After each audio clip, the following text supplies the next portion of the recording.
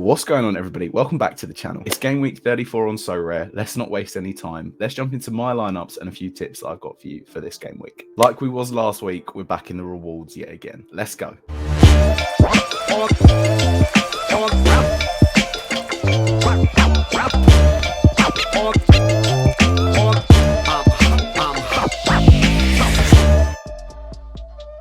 So as you can see with game week 33 that's just wrapped up here, we got a tier 3 and a tier 4 from limited champion and limited contender. Bit of a shame, you know, everything we couldn't have aligned these a bit better, but with the cap space it wouldn't have worked out too great. Jalen Duran hit a big 75, Bradley Beal that big 50 point, I mean I've got that tier 3 in contender, and Dylan Brooks and Gabe Vincent, they somewhat paid off in terms of limited champion. A few outliers this week really overperforming their L10s meant that it was hard to win in rare champion this week, but we're looking forward to it again this one. We're going to switch things up from normal. We're going to start on common champion, and also I'm not sure if you're all aware that watch these videos, but if we do win a reward in common champion, if we win that limited card, I do give it away. So make sure that your Sorare handle is in the comments down below and that you've liked and you're subscribed to the channel. In any case, for building a team, looking at some of the slates of players that we've got, there are a few teams that have got 3 games this week, but like I've always mentioned before, I wouldn't get sucked into them so much.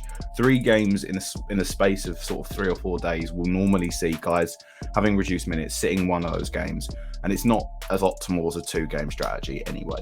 So they're nice to have, and don't get me wrong, if it's a core player for that team or if it's one of those role players that would normally not see minutes, they can be useful in 3 games, but don't focus on it too much.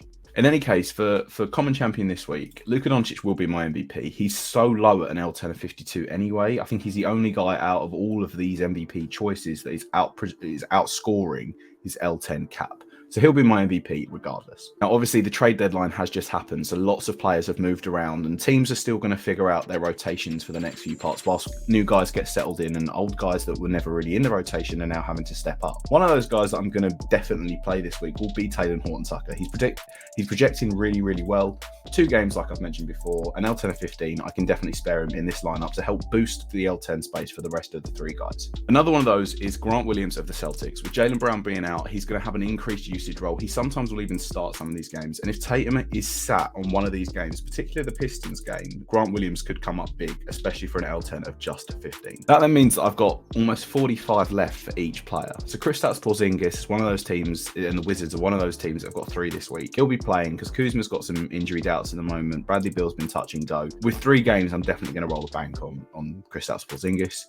And the last guy that will round this lineup off will be Anthony Edwards of the Timberwolves. Again, no Karl Anthony Towns still. Rudy Gobert has been questionable as of late. His usage rate is going through the roof. There's no D'Angelo Russell there now as well, so we're going to go for Anthony Edwards as the final guy to round this off. So we've got 3 big hitters in Kristaps Porzingis, Anthony Edwards, and Luka Doncic, with 2 guys with lesser L10s that can definitely exceed this in the new roles that they've got, either through injury or through trades.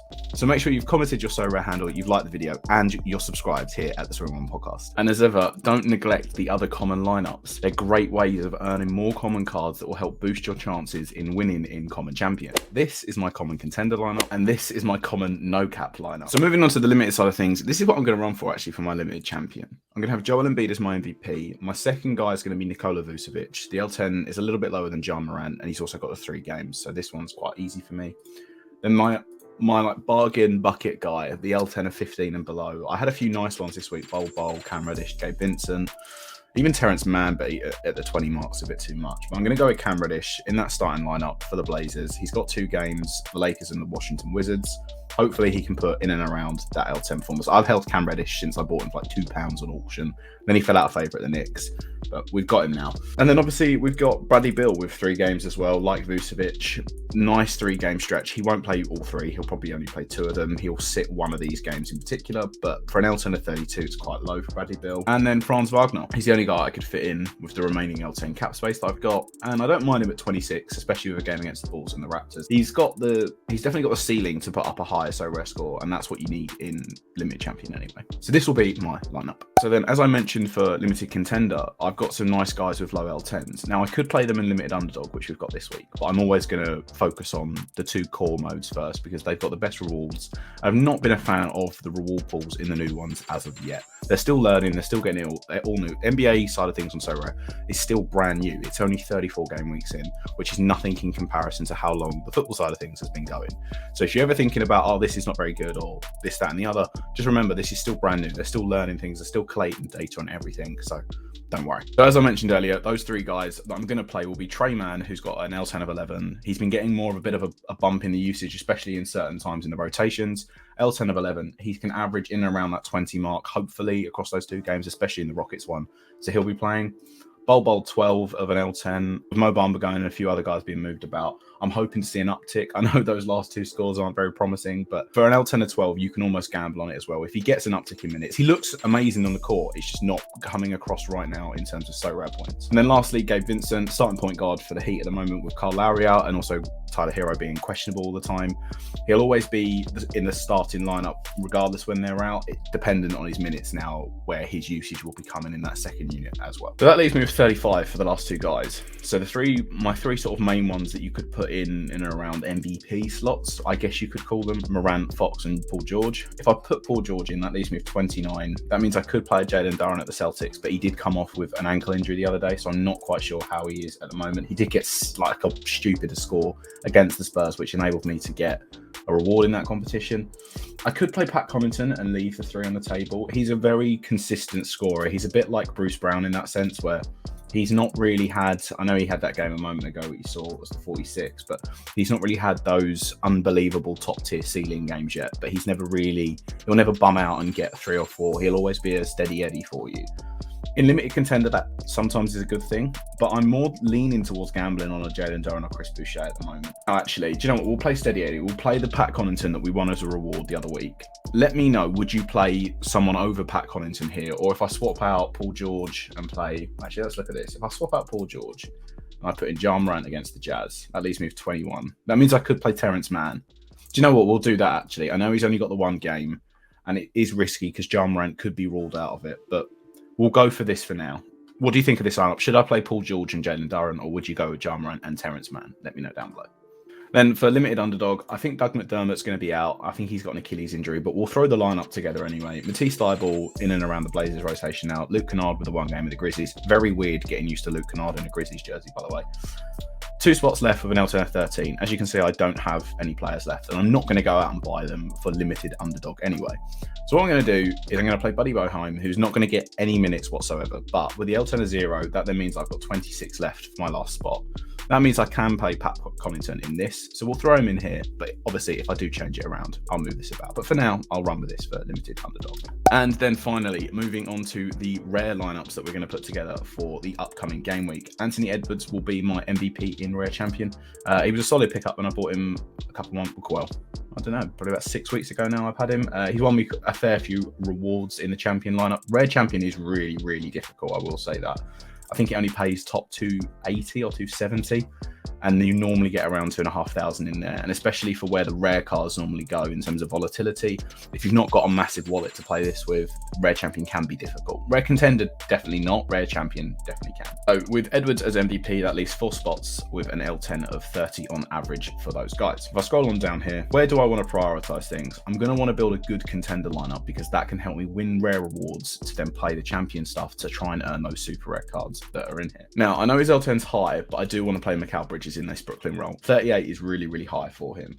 But even then, he still put up the 39 v the 6 as his debut on the net. I've got a feeling he's going to get the ball a lot. His usage rate's going to be really, really high in Brooklyn. He's a really good two-way player, so he's got the defensive scoring on his side as well.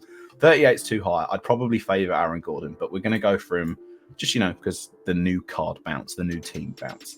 That then leaves 27 across the last 3 spots that we've got here. RJ Barrett at 31. He's not been doing it lately. He'll get loads of minutes because he's under a Tibbs team in the Knicks, but 31's not great for him. But at the same time, I'm going to play him because then that should enable me to play Jeremy Grant, who's got really high projections this week across the games of the Wizards and Lakers. I'm going to slot him in, and then that means I've got 24 left to play Jeremy Sohan, who's got the Cavs and the Hornets. He's back off his injury. He's probable. And Jeremy Sohan, before he got that back injury, was doing really well. He missed a couple of games, but he's got definite scope to get in and around the 30s and the 40 mark. And so for an L10 of 24, I'm definitely going to play him in champion. There's an argument to be made I should play him in contender, but I'm going to roll with him in champion because it allows me to put those 3 guys in as well. And then for my rare contender lineup, so I'm going to want to play Andrew Wiggins in this. He'll be a good guy. For an L10 of 26, he should slot in quite well. He's got scope to always put in good ceiling games. He still doesn't look quite right. He doesn't look fit and healthy yet. So I'll play him in this, but there's cause for concern at the moment with Wiggins.